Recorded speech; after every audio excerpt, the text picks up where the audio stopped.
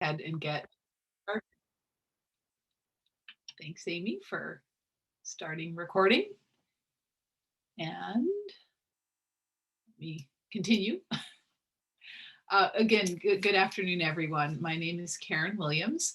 This is the Portland Utility Board public meeting. And under Portland City Code and state law, the Portland Utility Board is holding this meeting electronically and remotely. Board members and relevant city staff are attending remotely, electronically, or by phone, and the city has made it available for the public to listen into the audio broadcast of this meeting. And the meeting, as you may have heard on the audio, this meeting is being recorded. The public will have an opportunity to provide comments during the public comment portion of the agenda and can also provide written testimony to the board by emailing this address, utilityboard@portlandoregon.gov. This is a statement of PUB's belief, values, and anti-racist principles.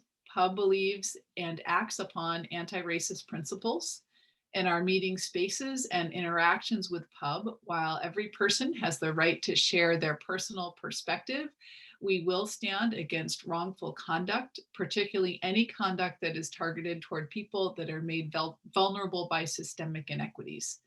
This means for us stepping up as part of community when there is wrongful conduct and fostering a space of learning and growth. Thank you. We put our principles into action by speaking up and speaking out. Every person on this board is empowered to maintain the culture of the Portland Utility Board from your first day. And let's please all focus on the impacted individual or population. We can condemn the conduct, but not the person. And I'll thank you, Amy. Ask Amy to review the meeting guidelines and some logistics. Great, thank you, Karen. My name is Amy Archer Masters, and I'll just really quickly run through the meeting guidelines. When you're communicating, please state your name before you speak so that we can keep track of who is talking, and if appropriate, state the name of the person you're addressing or that you're addressing the group. The chat box is only viewable by the host, which includes Eliza and myself, the PUB staff. Please limit any chats to technical and logistical issues, signing up for public comment, asking for technical assistance, or reminding us if you have been waiting to speak and have not been called on. The raise hand function is primarily used by the board. Co-hosts may lower your hand once you begin speaking just to maintain the flow of the conversation. During public comment periods, the public can raise their hand and you'll be called on when appropriate. If you're connecting by phone, please press *9 to raise your hand. Videos may be turned on for the board, presenters, and facilitators when speaking. It's if desired, it's not required. Members of the public, please keep your videos off. Please mute your microphone when you're not speaking. Members of the public will be muted except when giving public comment. If using a phone, press *6 to mute or unmute yourself. Public comment will be taken during the comment period early in the meeting. You can sign up through chat with PUB staff or raise your hand during the comment period. It also will be available just prior to any board vote after a motion has been made and seconded by board members. As Karen mentioned, the recording is this meeting is recorded. I'll pass it back to you, Karen. All right, thank you very much, Amy, for reviewing the logistics. So after our call to order, our first order of business is actually for the board to present co-chair recommendations to the city council. And I have to say, being the co-chair and a candidate, I'm a little bit, anyway, this is a little bit awkward, so I just want to make sure that's out there. Myself, Karen Williams, has expressed interest in continuing on as co-chair of this board, and as well as Kaliska Day, who I will recognize in just a second here to speak to us, is also interested in serving as co-chair. So Kaliska, can I turn the floor over to you for a moment to say anything you'd like to share with the board about your decision? Sure. So my name is Kaliska Day, and I am a voting member of PUB. I've been on the board for 2 years. Can you guys hear me? This isn't like echoing or anything, is it? There is kind of a funny squeak, Kaliska. I don't know if you're sort of both on computer and your phone, so maybe muting the speakers on one of those might help. Yeah, hold on. Is that better? Oh no, that's much worse. It was better before.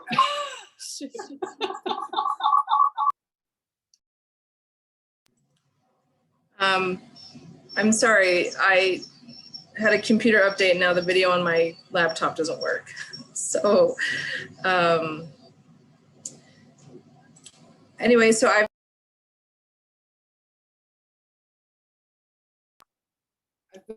been on the board for 2 years, and the interest I have in being the co-chair is just being on this board for a long time and really getting to know the inner workings of the utility, and just kind of want to help forward what we can and continue to forward the things that we've established and follow through with a lot of things that we are pushing through as a committee. So that's kind of why I want to continue on, and hopefully, since I've been on the board a little bit longer, help shepherd in the new committee members and just be a part of helping forward water and sustainability rights.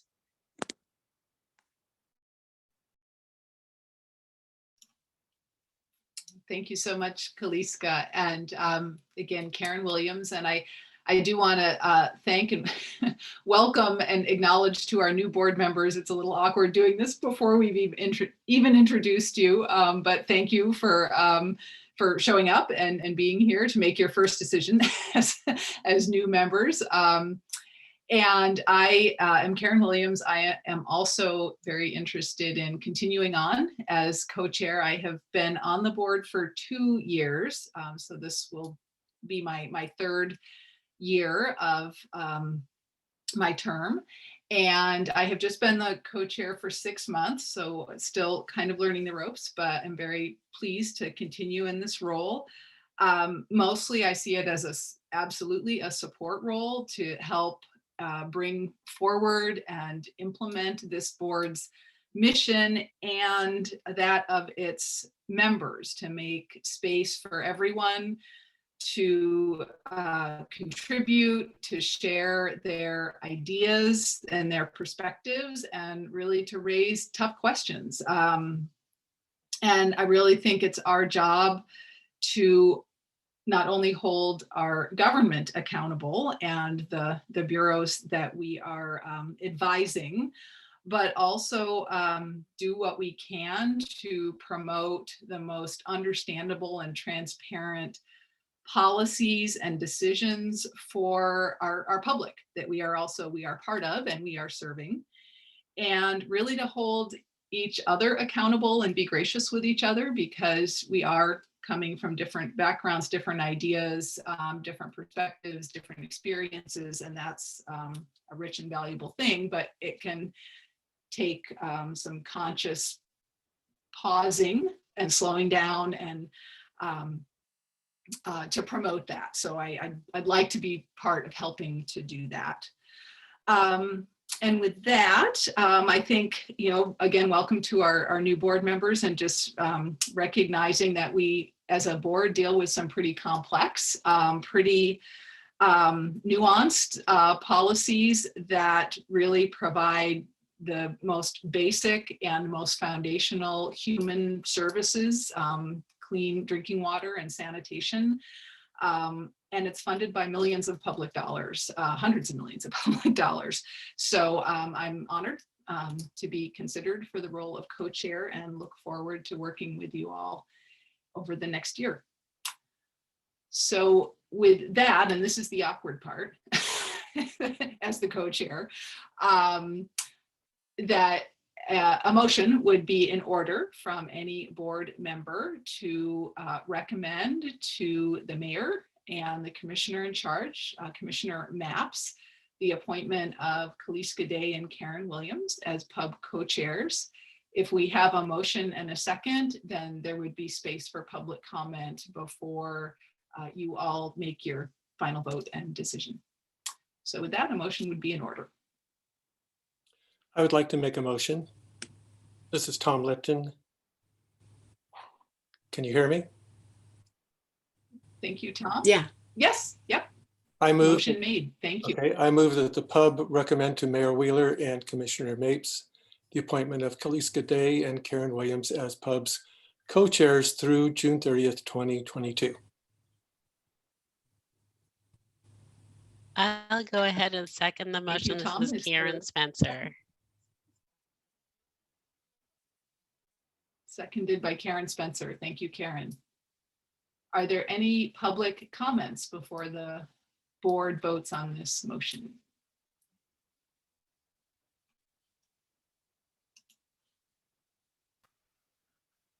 Not seeing any indication of public comment in the meeting chat. Any members of the public who are just on phone, you could push *9 if you'd like to comment. Unmute yourself.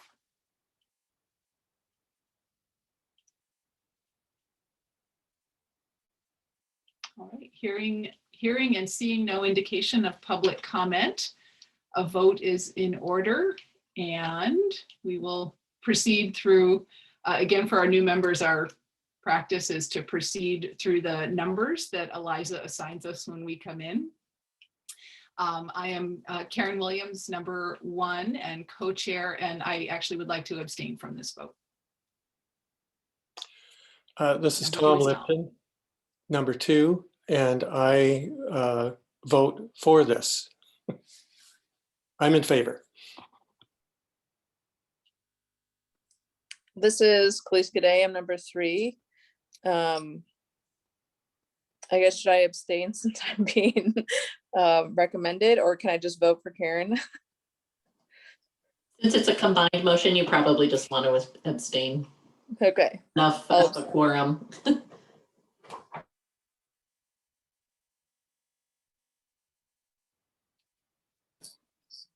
Well, do I go next?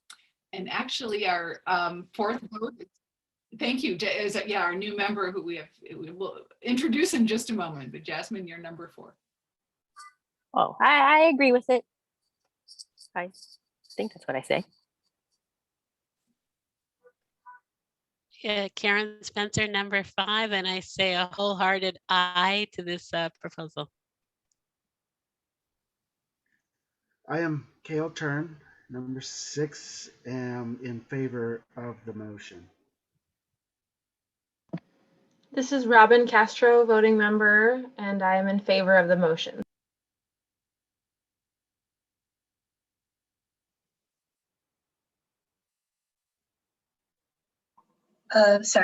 This is Teresa Huang, and I am in favor of this motion.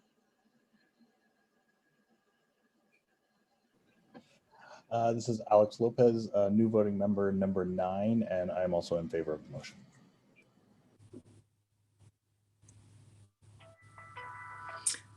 This is Julia DeGraw, voting member, and I also wholeheartedly vote yes.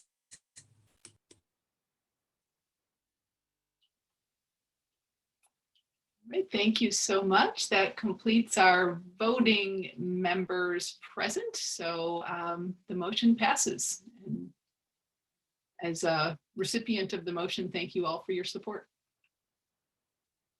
All right, now the really important part of our meeting today is welcoming our new members. And again, apologies for not having this first, because just anyway, the timing worked out that we sort of needed to do the co-chair thing right away. But welcome new members. We would love it if Alexander, Cale, and Jasmine would share a bit about yourself, the pronouns you choose to use and would like us to use when we're talking with you. Oh, and I'm sorry, we have new ex officio or non-voting members as well. Ariel and Sarah, welcome, welcome, welcome. And please share a bit about your role. And Oh, I guess I'm seeing now that Eliza wants us to all do this. So we'll kind of go in order that we have on this beautiful slide with blue flowers, and talk about how long we've been on the pub. And if you're a new joining member, love to hear about what brought you here, why you got interested in working on the pub. And after that, we'll get to disclosure of communications more. Back to business. I have said too much already. Karen Williams, co-chair, 2 years on the pub. And I think I got to share my, pronouns she and her, they is fine as well. And I am a voting member and a co-chair. I've been here 2 years and look forward to another year of service on this really, and especially with our new members. I think it's going to be a really, really exciting year. So that's enough for me. And can I turn the floor over to Alexander? Sure. Thank you, Karen. And hi, everybody. My name is Alexander Lopez. I generally go by Alex. I use he, him pronouns, but also I'm fine with they. Let's see. I am a new voting member. And I guess interest in the pub. So just really briefly, first and foremost, I believe in good governance, and I believe that a key component of good governance is public oversight, and that's really what brought me to the board. I also do some work with environmental issues. So my background is environmental geology, but I'm also just about to graduate in a few weeks with my master's in social work as well. So in general, I'm interested in community being able to provide input onto environmental processes and things that affect the public. So yeah, and that's me. And I guess I will go next on the list to Kaylee. And I hope I got that name right. Hi there. My name is Kale Turn. It's pronounced Kale, and it's okay, Alex. People mess it up all the time.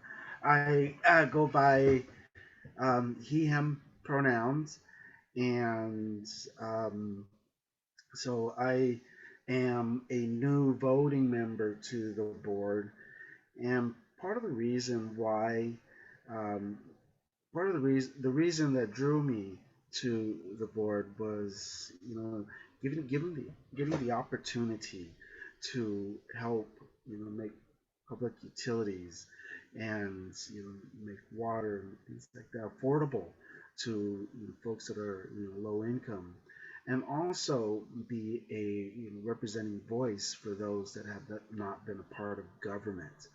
I am also a Reynolds School Board director, where I kind of relish the opportunity to make things better for folks that have been marginalized. I also work for the Department of Human Service in self-sufficiency programs, and I work a lot with families that struggle with just meeting basic needs. And so being a person that's worked with folks that are struggling in the weeds, trying to dig their way out, and representing their voices and trying to make things work for them. And so that's why I joined the Portland Utility Board. That's it in a nutshell for me. And so I guess the next person I'm passing it on to is Gabriela Saldana Lopez. She is absent today, so we can go to Jasmine.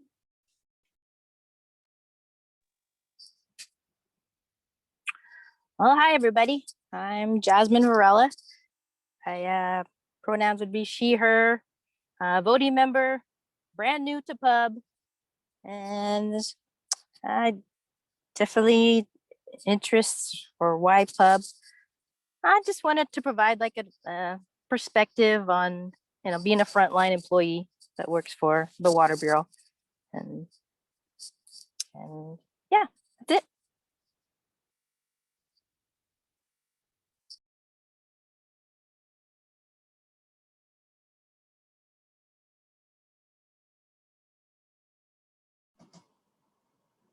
Let's go to Julia.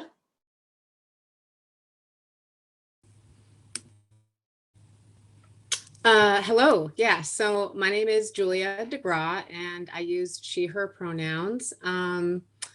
I joined the board because I'm just really passionate about all kind of water and environmental related issues. I've had a career in the nonprofit sector where I focused a lot on water issues. And I also ran for office in part because of my passion for making sure that we're providing affordable services in an equitable way to all the people in the city. So I wanted to join this board to have a positive impact as much as I could in making sure that the Water Bureau and the environmental services are getting the kind of input that they need from us, and that we're kind of be able to be a watchdog on what they're doing, and also be a better connector from Portland's community to these bureaus who are doing such an important service for the public, trying to break down those barriers and make things more transparent and inclusive. That's me.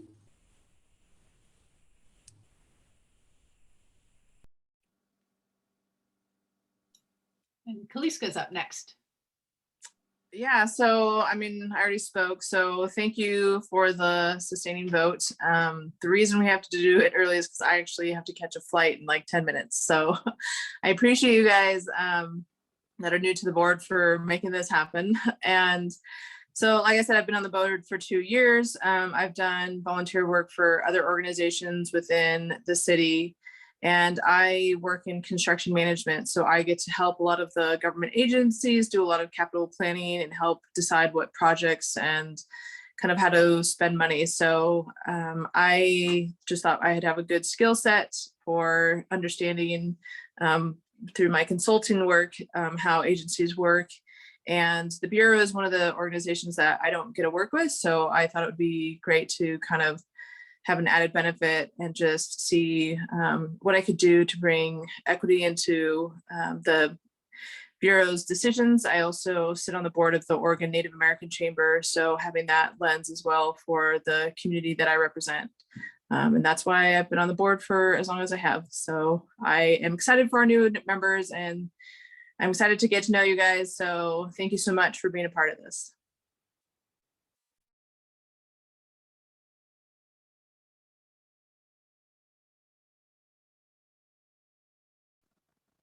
I guess Karen Spencer is next.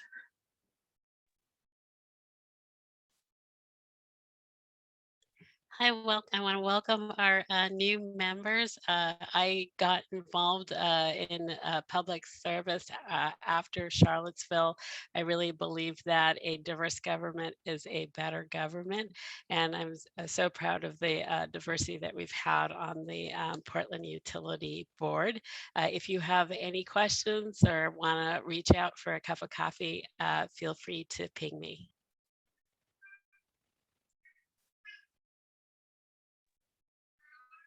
And then I lost track of who would be next. So I'm hoping somebody else is keeping tabs. Is that Robin?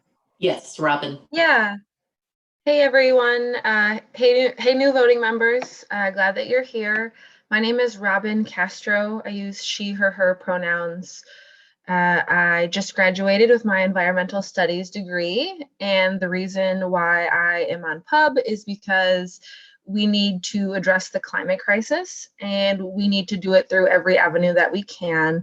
And so community outreach and access is really important. And so I joined the PUB because water is a human right. Access to that is imperative. And I come from low income and frontline communities that are most impacted by rate changes, et cetera. And so, yeah, that's why I joined in the hopes of doing my part in a community-centered board, and I'm glad to be here with all of you.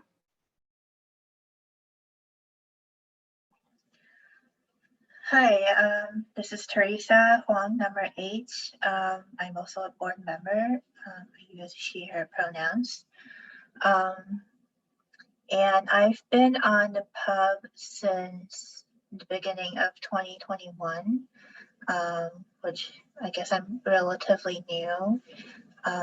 And the reason I came onto the pub was because my background in environmental studies and urban planning, kind of, as well as my past works in environmental nonprofits, has allowed me to learn that a lot of the environmental justice issues creating a huge barrier between, like the more advantaged communities and historically disenfranchised communities have really created huge informational and policy barriers that kind of that puts certain community members in a more bad place. So in order to like address some of the issues like the environmental issues and climate change issues, environmental justice issues also has to be addressed, and that's why I decided to be on the pub board. Yes, thank you.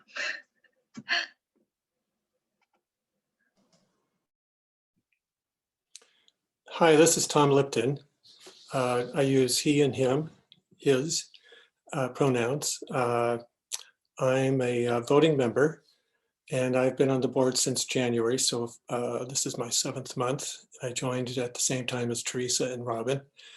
I'm on the board because I want to contribute toward the goals of the board, and some of those I have direct experience. I used to work for the Bureau of Environmental Services for 26 years, so I was a city employee for all that time, and I worked with many other bureaus, including the Water Bureau and Transportation, etc. There were a number of things that troubled me when I was at the city that were sort of like, well, that doesn't seem fair, or that doesn't seem exactly correct. And some of those issues are still there, and hopefully I will be able to help contribute something toward coming to the best things that we can figure out as a board, as a group of people. So welcome everybody that's new, and nice to see everybody that's been here. And that's it, yeah, for now.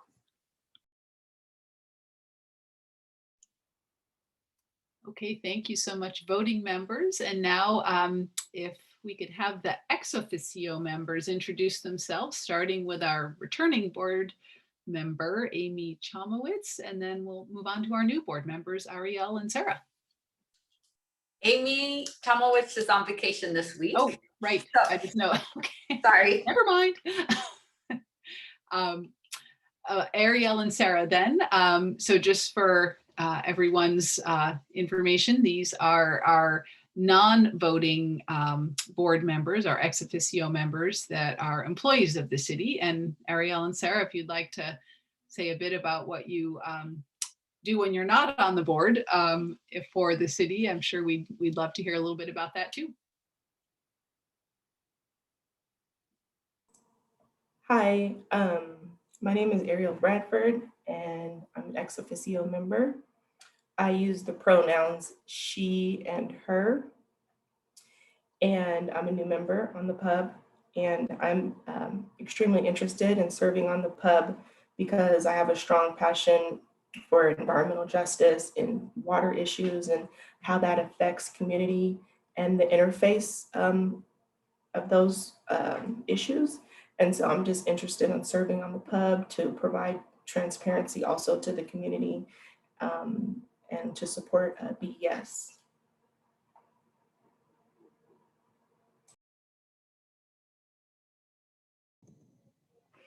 Hi, everyone.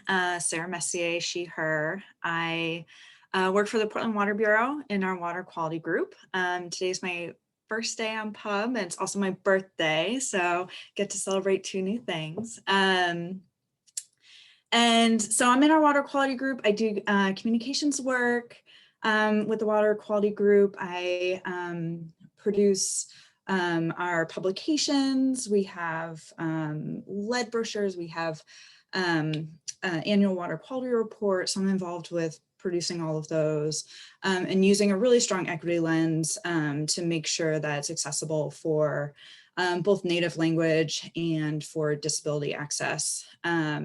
So a lot of my work around that has a very, very strong equity lens. Water quality is a topic that comes up a lot in PUB, and I'm just really excited to be here with you all and be a resource on PUB to answer those questions as they come up. I'm excited to learn more about what you all do and be that connection between PUB and the Water Bureau and just provide information that you need. That's it.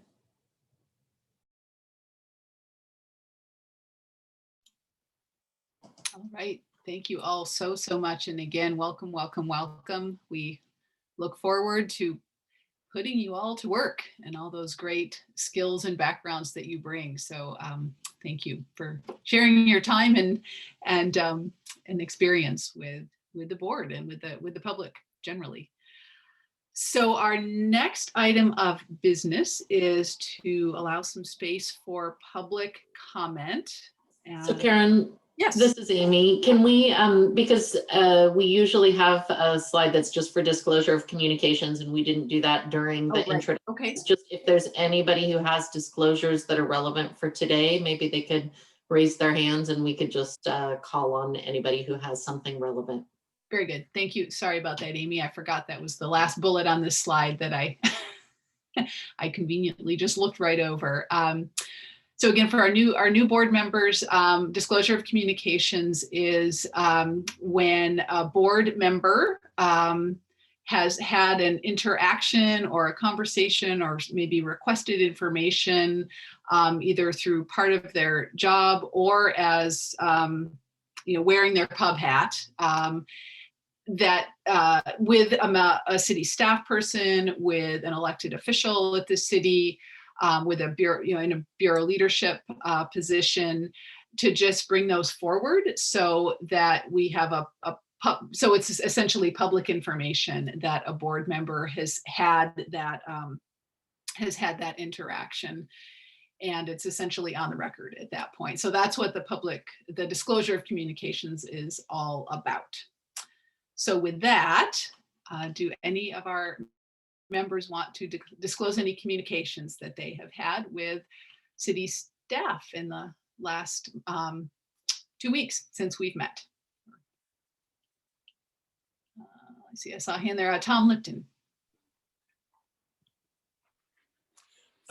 Yes, I had a conversation with someone at BES about the possibility of a Green Street facility, and turned out it's not going to be possible, but that was it. Okay, thanks, Tom. Just pausing to scan for hands. Teresa. Hi, this is Teresa. I have my usual communications with my other board members at DPAVE, and one of them is a BES staff. Thanks, Teresa. Any other hands going up? And please just go ahead and unmute. If I'm missing your hand. Not seeing any. Okay, thank you for disclosure of communications. All right, now we make some space if there are any members of the public who would like to make a comment to the board. Last, Eliza informed me about 10 minutes ago, we didn't have any pre-planned or noticed members of the public saying they wanted to make a comment. So this would be the time to let the board know that you'd like to comment. If you're a member of the public, you can type something in the chat if you are on the computer, or you can, not the comment, but that you'd like to make a comment, or again, *9 if you're participating on the phone and you'd like to make a public comment.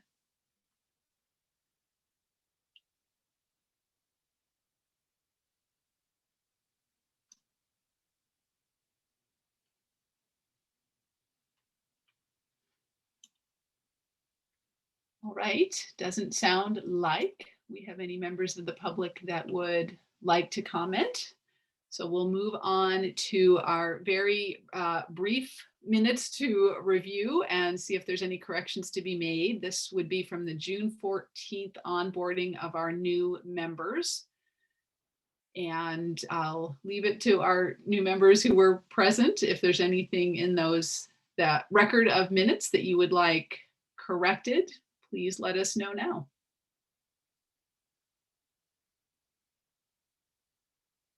Or any other procedural or logistical detail that board members that weren't there catch in the minutes that you think needs to be corrected.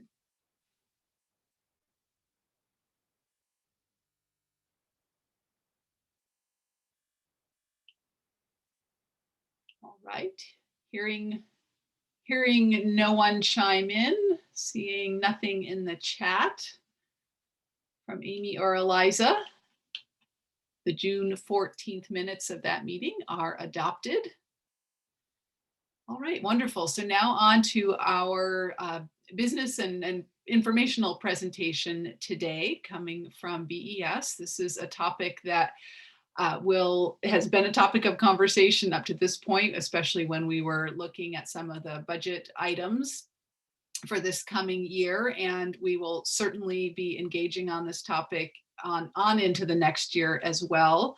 But we'll hear from Farshad and Anthony. Thank you for being here. And perhaps Deb Ghilardi as well on the Environmental Services Comprehensive Rate Study, where they are in that process. And after a few, anyway, we will have time. I'm sure the presentation will allow a few minutes for questions from the board. And with that, I'll turn over. Farshad, are you leading off the presentation? I'm going to kick us off and leave it to the pros to Okay. get into the meat of it. But good afternoon, everybody. For those of you I haven't met, my name is Farshad Aladadi. I am the Business Services Group Manager for BES. This afternoon, I'm covering for Ken Bartacci, our Financial Planning Manager, who couldn't be here today. And with me today are Anthony Martin and Deb Ghilardi, who will provide the presentation. Anthony works in our financial planning division and is our rate study project lead. Anthony came to us a few years ago from a consulting firm that specializes in conducting rate studies for public entities and has worked on these types of efforts across the region and is uniquely experienced in this type of endeavor. We are lucky to have him working on this project. And when he's not developing rates, he's also assisting us with budget development and working on many different efforts. So you will definitely see Anthony from time to time co-piloting or leading some of these conversations. And with Anthony, we have Deb Ghilardi. She is the project lead from the consulting firm Ghilardi and Rothstein Group, who bring both local and national experience. GRG is well-versed in current and emerging best practices throughout the sewer and stormwater industry. And before I turn it over to these experts, I'm going to provide some background on how we got to this conversation today. Our initial meeting with the pub took place on July 2nd, 2019, just over 2 years ago. And that's where we introduced Deb and her firm and shared the overall plan for the rate study effort. We had planned to check back in with pub 6 months later and to deliver today's presentation, but back in January of 2020. That presentation was delayed for a couple of months to allow room for more pressing pub agenda items. And then COVID hit, which when combined with the Bureau's reorganization, changed the timing of implementation of our rate study from FY 2021-22 to the fiscal year 23-24. The delay, although it was not desirable, did allow us more time to work through many of the data challenges we were experiencing and develop a more robust and informed public outreach effort. So today marks the reset for where we plan to bring you and especially our newest public members up to speed on where we're at. It also marks a restart for the regular check-ins we will progress through, including draft reports and larger BES communications efforts and the public outreach phase of the rate study. So you will hear more about these efforts today, and I don't want to stand in the way. I'm going to hand it over to Anthony and Deb. Hello, everyone. Thank you so much for that introduction, Farshad. And hello, pub members. Really excited to give you this presentation. We will start from the beginning, about what the objectives of the rate study are. And really, when we're talking about a rate study, our goal is to review how we are charging, review our methodologies for how we receive revenue as a bureau. This includes our sanitary sewer revenue, stormwater sewer revenue, system development charges, and any other fees we have. So it's really that holistic thing. I like to think about this type of rate study as a cost of service, which is what it is. And the idea there is that we are trying to best divide up the pie of revenue between customers in the most equitable and efficient way that we can. We're also, as part of this contract, reviewing the Clean River Awards discount program. We are also looking at how BES compares to industry benchmarks and best practices across the country. In 2005, I believe, was our last rate study update. So it's been a couple years. And because of that, we wanted to go out and make sure that we're doing things, kind of the way that the industry has evolved. Finally, there's recommending potential revisions to methodologies in alignment with our Bureau priorities. And Bureau priorities are really important. The city and Bureau priorities are important because that really helps guide where this rate study is going to go. So the first piece is a cost of service principles. And at a high level, that means we want to make sure that we're charging customers for the amount of effort it takes to serve them, for the amount of resources they use. We want to make sure that every customer is pitching in their correct share to our sewer and our sanitary sewer and stormwater system. Also, really important in this to BES and the city is equity. So we look at the BES and city equity frameworks as a guide to determine which options should move forward, how to best engage with the public, and so forth. Finally, it's also consistency with our 2018 adopted strategic plan. So a couple strategic initiatives we wanted to throw out there were inter-bureau partnerships. We worked with folks like the Water Bureau very much, who have been fantastic partners in this throughout this, stakeholder engagement, and also equitable service delivery, making sure we're really delivering services equitably across the city. And finally, affordability. So at a high level, the goal is to leverage this rate study for a broader conversation around affordable living and what affordability means for us. To remind you, we are looking at how to best cut up the pie. So that's the way I always think about the cost of service. And I will move on to the next slide. Oh, I'm sorry, the scope is in front of that. So this is the rate study scope. Broadly, we have 3 phases of the rate study contract and how we're moving through it. And the arrow kind of shows where we are in that. We'll have a little bit more in depth of kind of next steps later on in the presentation. But first up is phase 1, which is really what we're going to talk about today. That environmental scan and due diligence. We're looking at data collection, benchmarking, environmental scan. I'm going to let the consultant, Deb, regale you with all that great information. And then phase 2, which is the phase that we're currently in, is really that study preparation and the report. So this is where the meat of the kind of internal analysis goes. Things like figuring out how we create a framework for cost of service, looking at rate structures, at credit structures, and other things. And then finally, phase 3 is that public discussion, support, and the final report. So tying everything up, making sure that the public is fully engaged as they need to be. So those are the 3 broad pieces of the scope. However, there are some items that are outside of the consultant's contract scope that we want to make sure. I tried to allude to it because I thought this was the next slide, I messed up, is that, we look at how to slice up the pie, but in this rate study, we're not looking at the size of the pie. So in other words, we're not looking at things like a capital plan review or at revenue adequacy or the overall rate increases that we intend to have over the next couple of years. The idea with this rate study is to say, we need X million dollars next year, and here's the best way to recover that through our sanitary, stormwater, system development charges, and other fees. Here's the best way to recover those, the revenue that we as BES needs through those means. Additionally, We're not looking at any Water Bureau rates, fees, or charges. That would be out of scope. The low-income discount is also explicitly out of the consultant's scope. And to be clear here, any potential rate or credit structure changes would affect the low-income program, but the low-income program itself, how it is structured, is not something that's in the scope.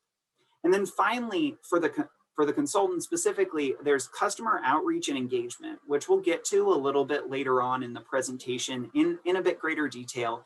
But really, the consultant is intended to provide some technical support there, but there's another process that I believe you all are getting informed upon later, and I'll touch on a little bit later about how we're reaching out to the public.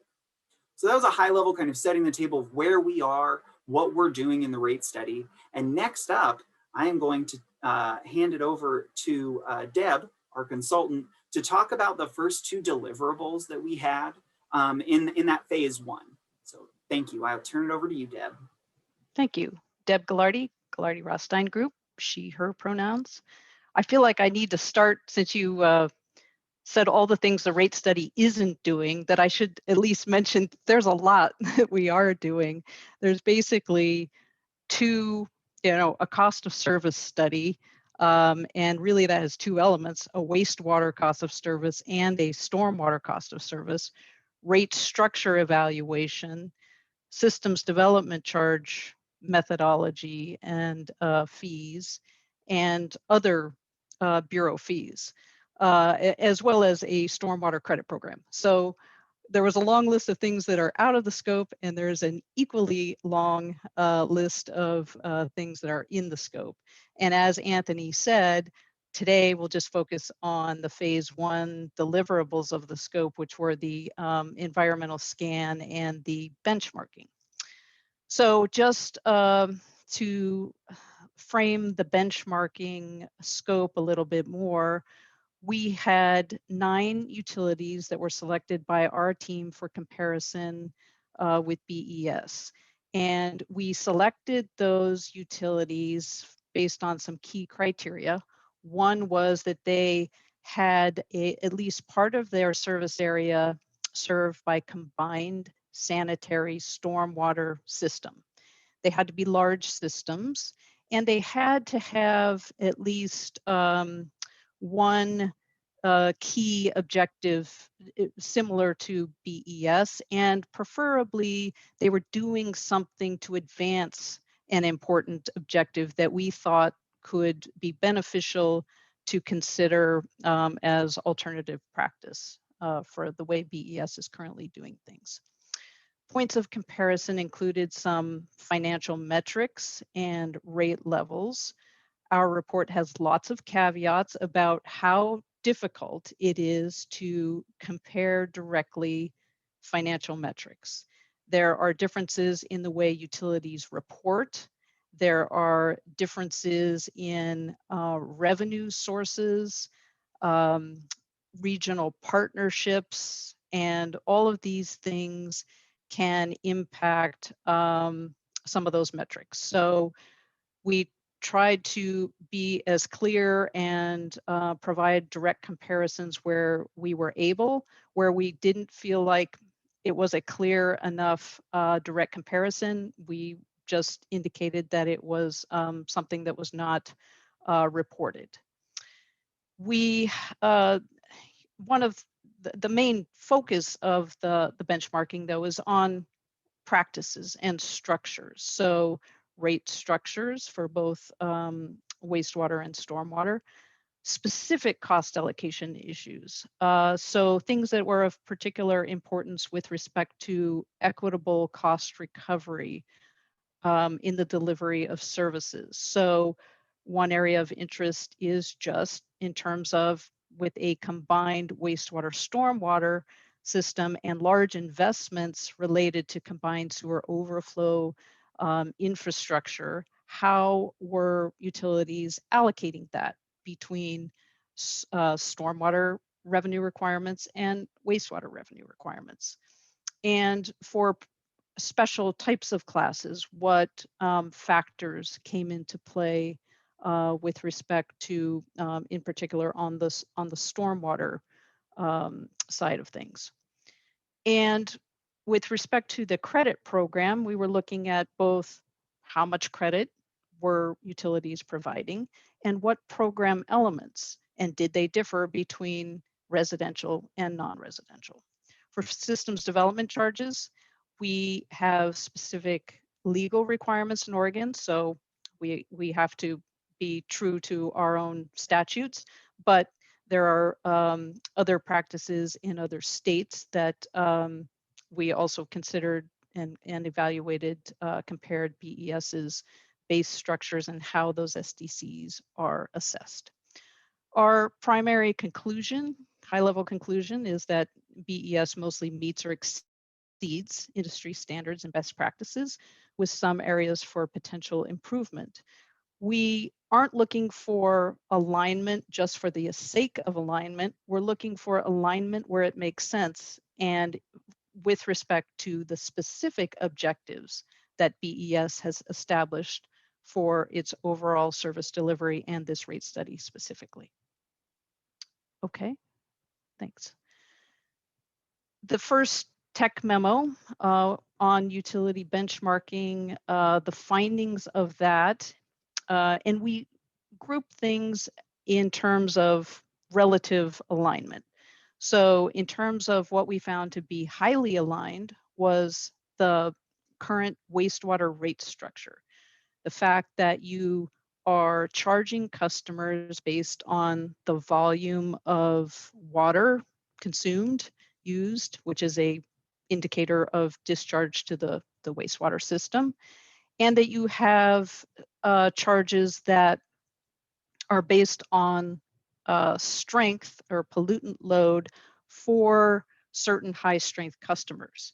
And that includes certainly monitored industrial extra strength customers, but BES really goes a step further than some other utilities with respect to the class average extra strength charges that are assessed on high strength type uses, generally food related customers, where there is local sampling information and industry data that shows that these customers tend to have higher strength wastewater.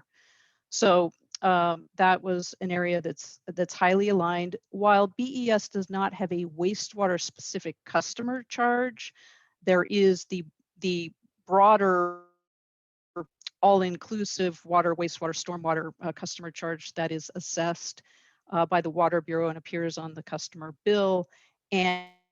But there are some other utilities that charge a specific fixed charge for wastewater service. The SDC structure, the use of a replacement cost based capacity charge, is aligned with industry standard and, importantly, Oregon SDC statutes. We'll talk a little bit more about some of the assessment issues or the basis for how the SDCs are charged to different development. Moderate alignment, we've noted the wet weather flow, the CSO investment cost recovery. There's not, I wouldn't say there's really a standard here that many of the utilities we reviewed recover that charge specifically and wholly through the wastewater rates. Others have a combination of portion of the costs are recovered through the wastewater charges and a portion of the costs are recovered through the stormwater charges. Here, I think what we're doing as part of the rate study is the 2005 rate study did not include an allocation of CSO related investments to stormwater. The Bureau, as it has made investments, significant investments in that infrastructure in the years since, has migrated some of those costs over and includes a combination, allocates some of those costs to stormwater. The rate study will be a great opportunity to formalize and make very transparent which of those combined system costs are included in wastewater and stormwater. it's not a question of, are you recovering the costs? As Anthony said, again, it's how we slice the pie and how much is recovered through stormwater versus wastewater. The stormwater rate structure, we'll talk about some things there as part of things to consider further, where in particular the residential stormwater rate structure, where there are some new trends that align with potentially with the Bureau's objectives, and also the stormwater credit program. Less aligned only from the standpoint of it's not common to have separate charges on a bill that speak to an on-site versus an off-site stormwater charge. Typically there is a charge and it's based on impervious area. The part of the importance of the current on-site, off-site structure is to establish what portion of the stormwater charges are eligible for credit. And that's an important methodological component, and we are evaluating different bases for doing that. Okay, next slide. The second technical memorandum that we produced was related to what we call the environmental scan. The scope of that was we had the outward looking review of best practices, then we had the inward looking review of plans, policies, stakeholder engagement efforts, etc. Lots of different meetings, one with the pub and Citizens Utility Board, BES leadership, lots of technical expertise within both BES and the Water Bureau. We need to make sure that whatever we are recommending out of this study is implementable and billable, and the Water Bureau is a key partner in that. The conclusion here was we've identified the goal of that phase was to basically come up with a short list of things that we would develop options for as part of phase 2, which, as Anthony said, we are well into phase 2. Okay. Some of the areas for further consideration that were identified included looking for alignment where there is potential for better meeting the study objectives. One of those is the single family stormwater rate structure. Currently, you charge a uniform rate structure for all single family customers.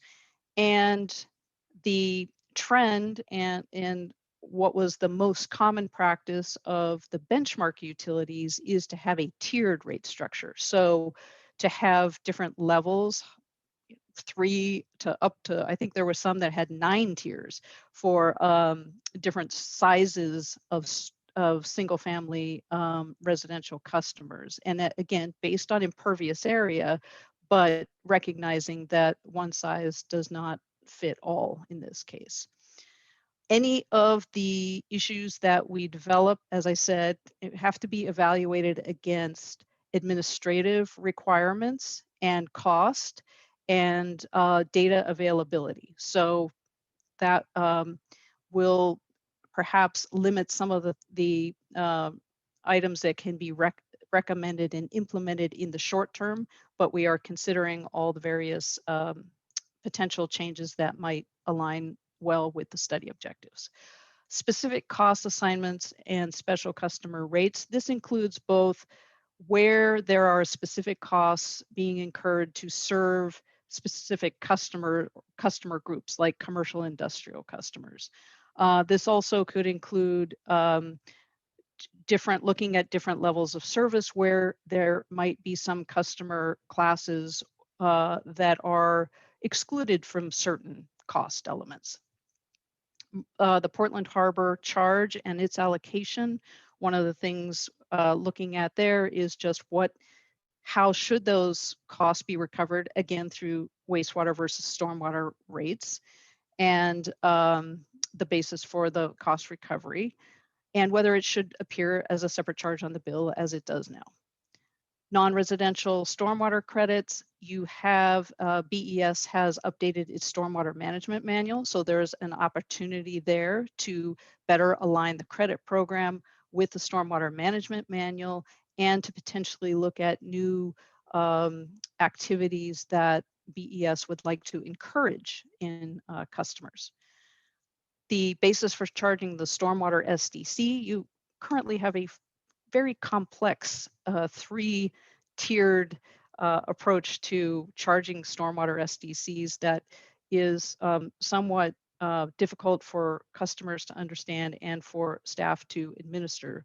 And it's somewhat unusual in the industry as well. So looking to simplify where it makes sense and doesn't detract from equity or fairness in terms of how those SDCs are charged. The maximum stormwater credit calculation, again, part of our review of the stormwater credit program, that we really have to evaluate from a cost recovery standpoint. Most of the utilities costs are fixed, so we just need to make sure that if there's any changes to the calculation for how much stormwater credit is eligible, that we are keeping in mind the cost recovery needs of the utility so that they can continue to deliver services. There are, as I mentioned, the CSO cost recovery framework. We're integrating that into the cost of service, so it's very transparent and driven by technical data that supports how much capacity is needed related to stormwater flows versus wastewater flows, and considering whether there are other allocation factors in addition to impervious area that might align with study objectives, and where there's data that's available to develop reasonably defensible cost allocations. Looking at potentially a base charge for wastewater, there are some costs that are, while the Water Bureau manages the customer service and things, those are the most commonly what base charges include. But there are some customer related costs that BES has as part of the revenue requirements, part of the water meter costs, for example. So considering a separate charge. Again, not an additional cost recovery, but just should some of the costs be moved over to some other basis for charging. And for the credits, again, based on the stormwater management manual, are there some changes to make? For residential, it's about can we make the credits more accessible to broadly that folks can participate in, and equitable in that they are tied to actual actions on the property that would have an impact on the stormwater management needs. The basis for charging the wastewater SDC, that currently is based on the plumbing fixture units of a new development, and the basis for doing that currently is fairly complex and looks at different tiers and intensity of use. And so we are looking at that approach as well. So like I said, there's a lot there that we've been working very hard to develop defensible and administratively feasible options. Yeah, thank you so much for that, Deb. And as she said, this has been a very intensive process. So we are in phase 2. We wanted to give an update about kind of progress to date. You know, data review and development is a very intensive process, and it's almost always ongoing in a project like this, just because Portland is such a sophisticated and complex utility. We also have done things like rate modeling improvements. You know, the rate model, how my position, calculates the rates every year, needs to change to be able to align with this new with the new potential recommendations. We're also looking at, cost of service frameworks and allocations, looking at different rate structures, as Deb had noted, and a good evaluation of the stormwater credit program, as well as an SDC methodology options, as Deb alluded to. And then finally, kind of a fee methodology evaluation. So just to make sure that fee methodology was a little bit higher level than every other thing that the consultant did. The consultant really looked at how we calculate the fees and said, this is good, make some tweaks here, etc. And I'm going to throw it back to Deb for the next slide. And say that we have probably about 9 minutes left, and we want to be able to give some time for questions and whatnot. Sure. I'll just hit on this quickly, that in addition to evaluating and potentially looking at different structural options, there will be updates to that are just reflective of the fact that we've done a thorough review of all the cost allocation factors and procedures and data and have updated everything.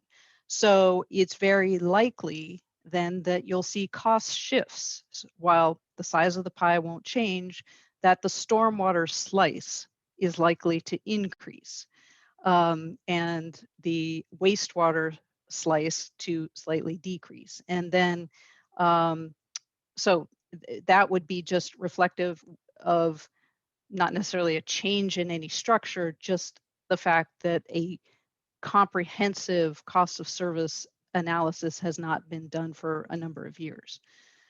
And some minor changes to fee methodology.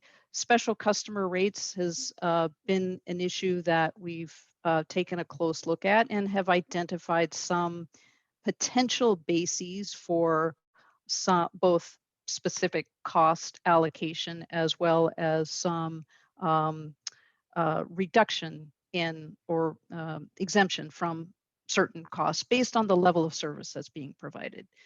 For wastewater, the strength charges, as water use has decreased generally for customers, the concentrations increase because we don't tend to see a reduction in the pollutant load.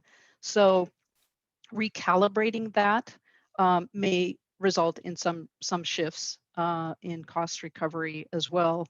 And as I mentioned with stormwater, one of the things we have very closely looked at was this tiered rate concept for single family, and going away from a uniform approach to the option that we've developed or are fine tuning is a 3-tiered structure based on impervious area that will allow some differentiation based on the size of the impervious surface.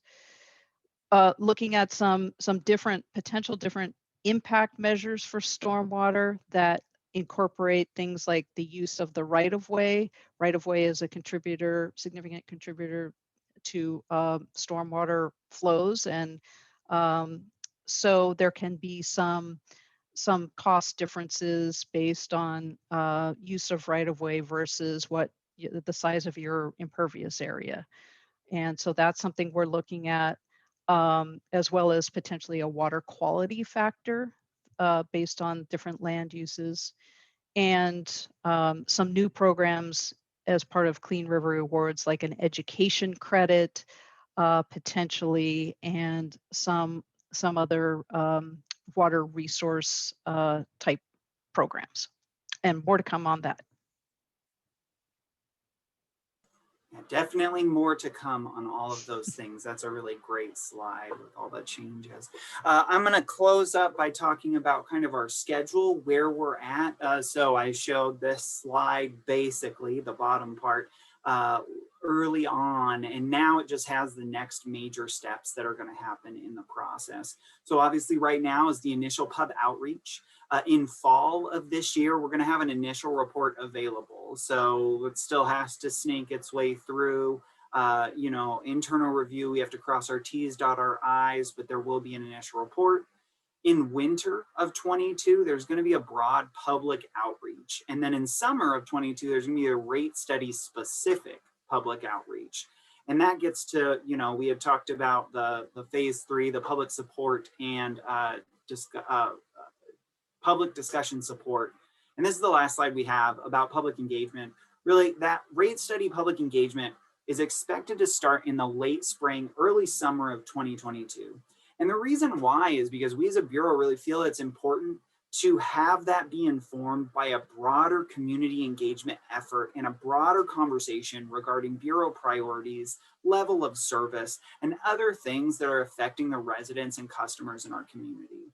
So it's one where, you know, going out to folks and asking about this rate study specifically without that broader context just didn't feel complete, didn't feel like the right way to go about this. And I believe you'll hear more about this public engagement at a later date.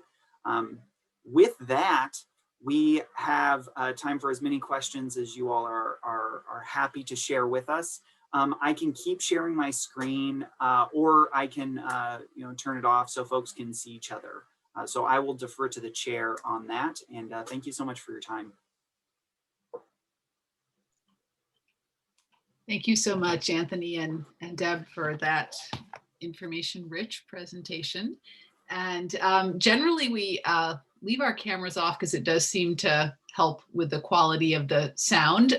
But obviously, any member is more than welcome to turn on their camera if they want to deliver their question visually as well as audibly. And I'm now just looking to our participant list here to see who would like to ask a question. And I see Kale, please go ahead. Hi, thank you for that high-level presentation. That is really, really informative on so many different levels. One of the things that kind of caught my attention is when you mentioned something about some complexity with the billing and understanding what folks are paying for, and I imagine, you know, like having cost control in a family wanting to kind of bring down some of their, you know, either water usage or expenses, and understanding it to a point where they're able to, you know, try to lower their costs and manage their costs on a month-to-month basis. My question is do you guys look at any type of recommendations or anything that help simplify that a little bit? Because, you know, with the billing and the costs and expenses, I think the more simplified it can get, the better we can, you know, manage that expense and also understand where we should be investing a little bit more. Yeah, thank you for that question, Kale. And I'll wait. Farshad, would you like to jump in? No, go ahead, Anthony. That's great. So that was a great question. As I hear you saying it, making sure that we want to simplify the bill while giving folks that control over being able to affect their bill. There is kind of what you touched on, this conflict between administrative complexity and kind of ease for a user. So, you know, we're trying to be able to toe that line where folks can understand what they're paying very clearly, and also understand how they can affect that bill while maintaining the revenue that we need to be able to move forward. One note is that kind of bill format and presentation. So what it actually looks like to the customer is another piece that's outside of the scope of this consultant contract. However, I know it's a very ongoing and productive conversation between Water and BES to figure out how to best make that a very clear and clean format. So yeah, that's it. Please let me know if I did not answer your question. Thank you for that. Well, thank you, Anthony.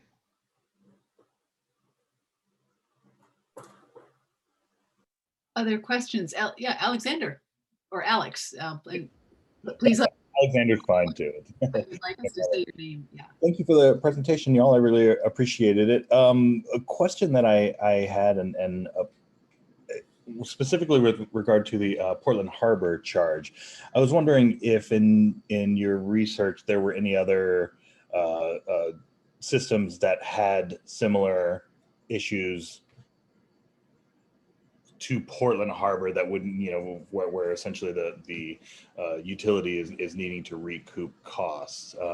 And the second part of that is, and this may be more discussion than we have time for at the moment, but I'd really like to know what the kind of assumptions are going into that cost allocation for Portland Harbor work. So I will stop there.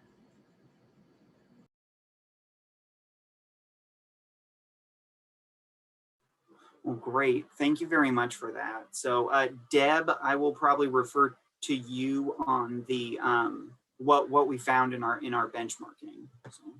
Sure.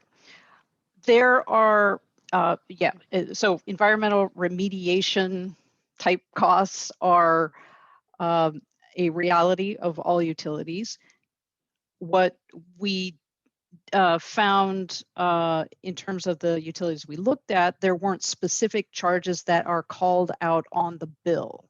So in your case, in the case of BES, there is a separate charge that's listed on the bill, so you can see exactly what that charge is, and so you know how much of your bill goes to that. So that was, it's not a question of are there those costs in the other utilities? Absolutely. They're just not always listed separately on the bill. And so with respect to how we're looking at it in the rate study coming up is that we have evaluated on a flow basis the potential contribution or discharge of peak flows to and what is represented by stormwater and wastewater. There are a number of different ways that you can go about allocating those costs, and so we're offering up some potential options. That was great. The only thing I would add to that is that's something we're looking at, and if you have any other further questions or want to dig in, that's definitely something. Please reach out to us, and we're happy to continue the conversation. Awesome, thank you. I probably will at some point, so thanks. Robin.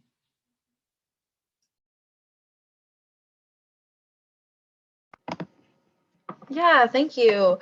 My question was a little bit more clarification. I was able to read over the rate study that was sent to us, and it didn't necessarily give me exact definitions of what it meant to be highly aligned, moderately aligned, or less aligned. And I think it even noted that those, in essence, those labels were subjective themselves. And so I was wondering, can either of you elaborate on kind of what those cutoff marks were, how we're able to specifically choose if something aligns? Was it a percentage? Just a little bit more information on what it meant to qualify specifically for that category to be like highly aligned versus a vote for moderately aligned.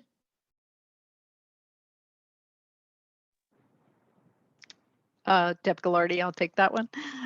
So yes, as I mentioned, caveats throughout about how difficult it is to make those kind of, direct comparisons. And in the case of the financial metrics, we did develop a scoring criteria to try to be as objective as we can and transparent about what we were considering when we made those comparisons.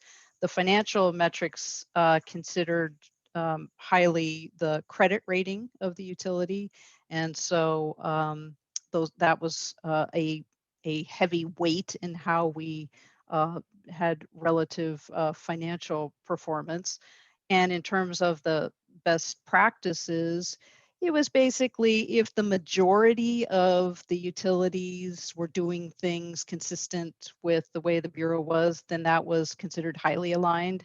If there was kind of balanced on, some were, some weren't, then that was moderately aligned, and less aligned was, gee, you were the only ones that we could find doing that. So it was that, I would say, that level of evaluation. And so there wasn't a particular cutoff point. It was more just a majority, half and half, and fewer that were doing it is considered less aligned. Okay, so just for clarity, it sounds like this is not necessarily like a score of the progress that you've made up until this point. It's more of how much like other water bureaus are we, essentially? That's correct. It had nothing to do with the progress to date on the rate study. It was a snapshot in time of what your current practices looked like relative to other utilities that were also charging wastewater and or stormwater rates. Okay, thank you. You're welcome. Tom Lipton.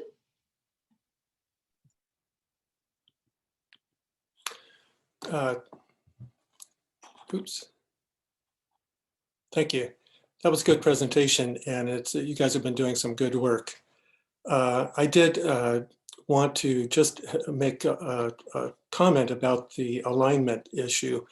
And it would appear to me that, for instance, on the on-site, off-site stormwater charges, perhaps not being in alignment might actually be a good thing versus the assumption that it may not be a good thing, highly aligned, moderately aligned. So that's one thing. The other thing is I'm really glad you're looking at the residential rate, because while we were reviewing the budget a few months ago, I submitted some comments about keeping some of the money in the rate study to be able to look at residential, because in my little comment paper that I submitted to Amy and Eliza, and I don't know if they sent that to you guys, but I was making the point that there are houses that are less than 1,000 square feet and they're being charged 2,400 square feet, and there are houses that are 5,000 square feet of impervious area and they're being charged 2,400. So I'm glad you're looking at it. When you talk about a tiered system, especially when you're only using 3 tiers, I don't know that that's going to get to the equity issue. The bottom line is it's very likely that the people who have the smallest impervious area perhaps or likely are the least able to pay their bills. And the people that have the largest are the opposite, it would seem.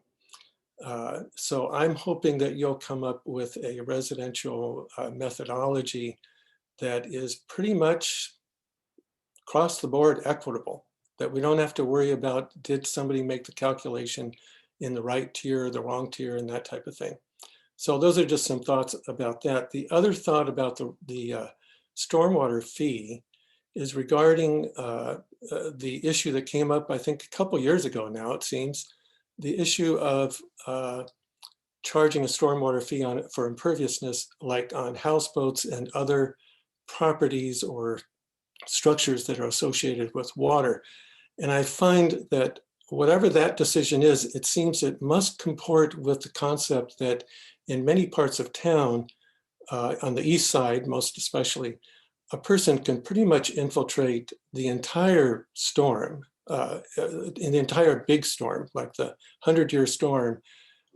There's capacity to actually infiltrate that in the ground. So that to me would seem to be a similarity between saying I'm over water and all my water goes into the river, and versus I'm over a land that infiltrates and sucks the water up so much that nothing drains off into the right-of-way. So I think that's an important issue to look at and assure that those comport with each other, because I'm of the frame of mind that those properties that are over water are contributing toward issues that BES has to work on, such as the Portland Harbor issues that may be continually affected by discharges from properties that are over water and things like that. Anyway, so those are just some of my thoughts I wanted to share. And again, thank you. And that's it.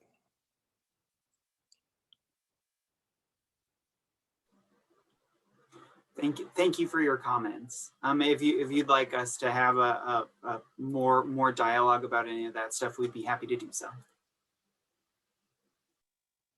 All right. So can I call you? Well, actually, Tom, I'm gonna make a suggestion for further Okay, great. further exchange of information, if that's okay. I do want to recognize Kale has a question, and as soon as Kale's done, we'll wrap up and yeah, talk about what to do for folks that do have additional questions or would like additional information. Hi there. Thank you, Karen. So my first question, more of a request, and you're gonna have to excuse my ignorance of like billing with the square footage home, with the from the rates and stuff like that. I know it's on the the information that was sent to us, but it kind of get a little confusing as far as how it affects family when it comes to the rate. The second question that I wanted to kind of more clarify and better understand is when you mentioned the less aligned, moderately aligned. Would the less aligned indicate that things that we do that other utility boards don't do, and is it something that adds on additional charges? Is it something that can help folks out? Is that something that we can kind of realign? And does realigning help benefit us in any way? I mean, which direction would it be, like less aligned, highly aligned, whether it's beneficial or not?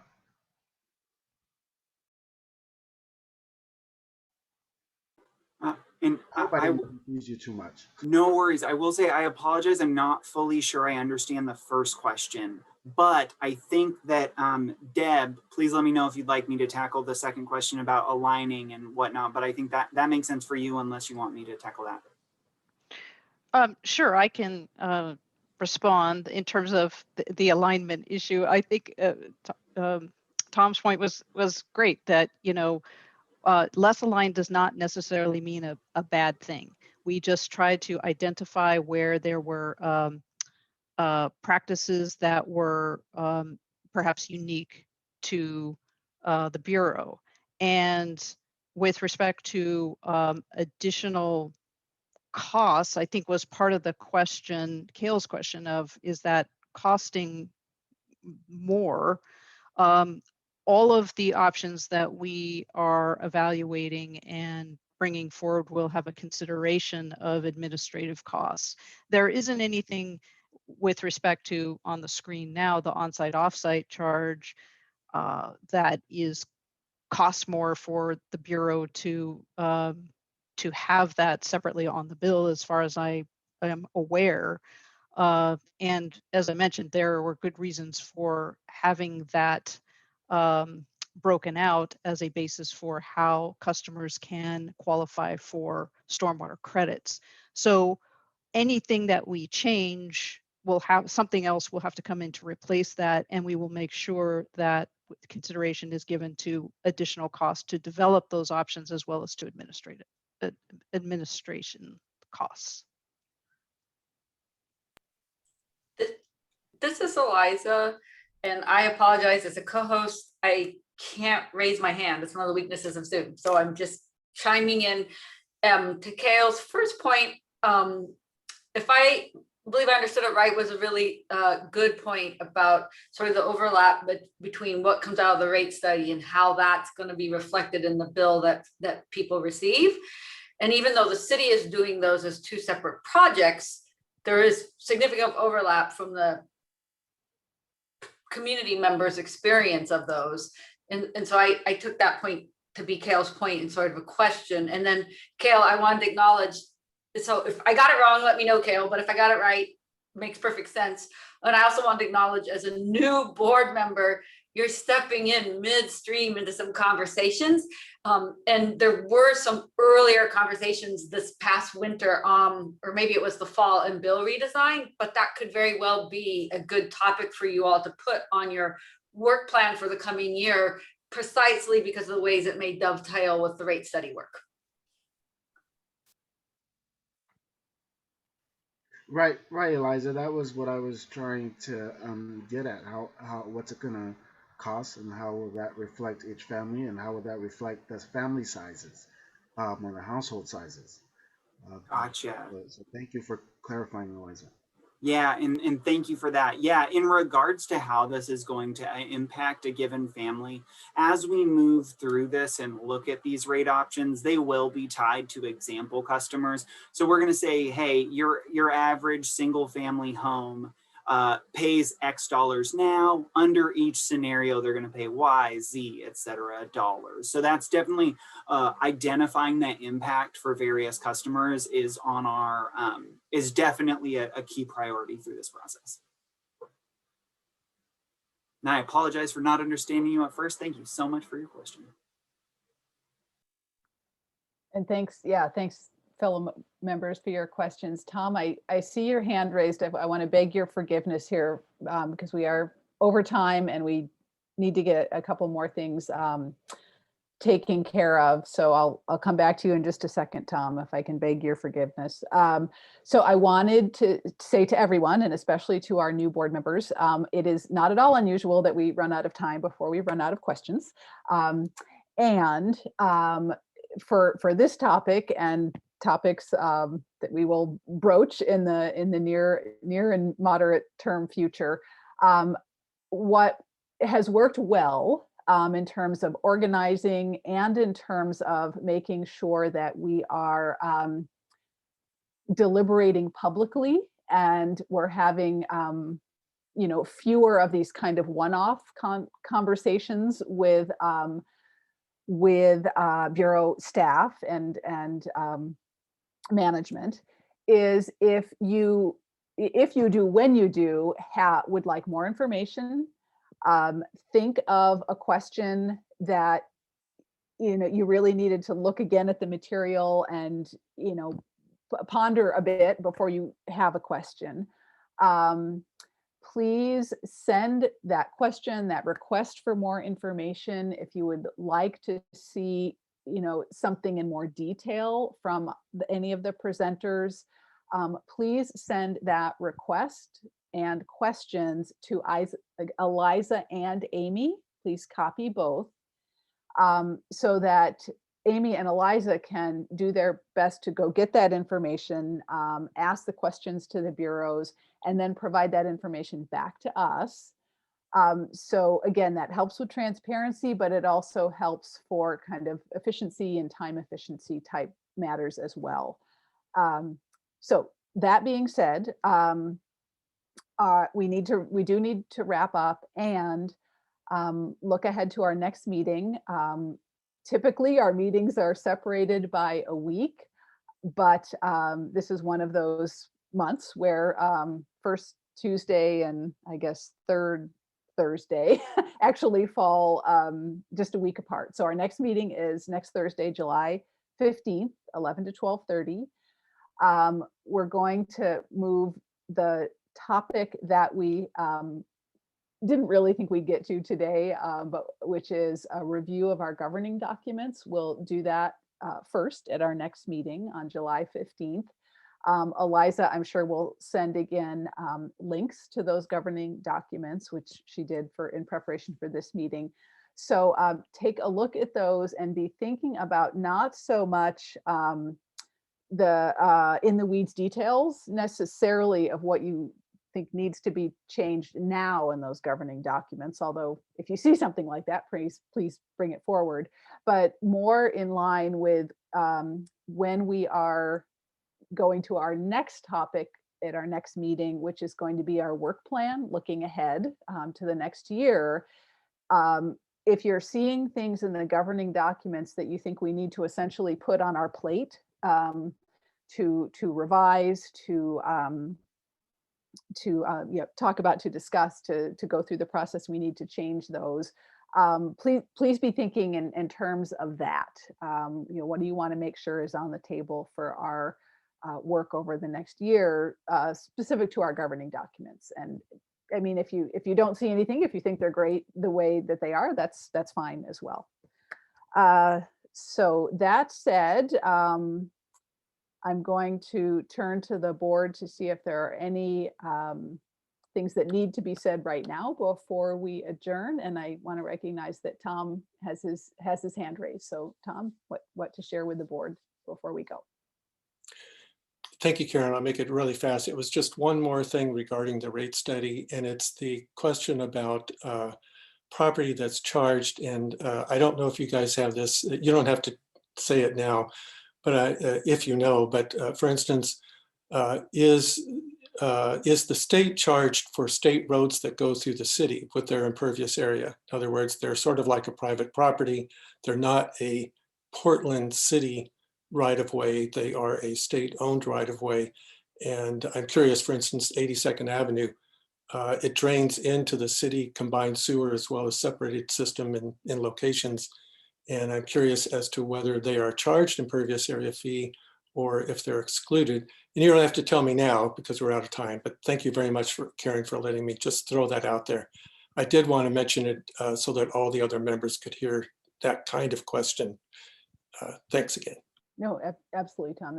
No problem at all. That's great. And if I can, I'm quite certain that Eliza will capture that in our minutes, and that can be sort of the start of our additional information that we'll be requesting from the Bureau on this topic. So awesome. Thank you. All right. Well, again, kind of a fast and furious introduction for our new members, but you seem to be hopping on board very, very, very soundly. So thanks for your engaged participation. And we will see you all next Thursday. And again, any questions in the meantime, please send them to Amy and Eliza, and we'll get you what you need. Bye, everyone. Goodbye. Thank you.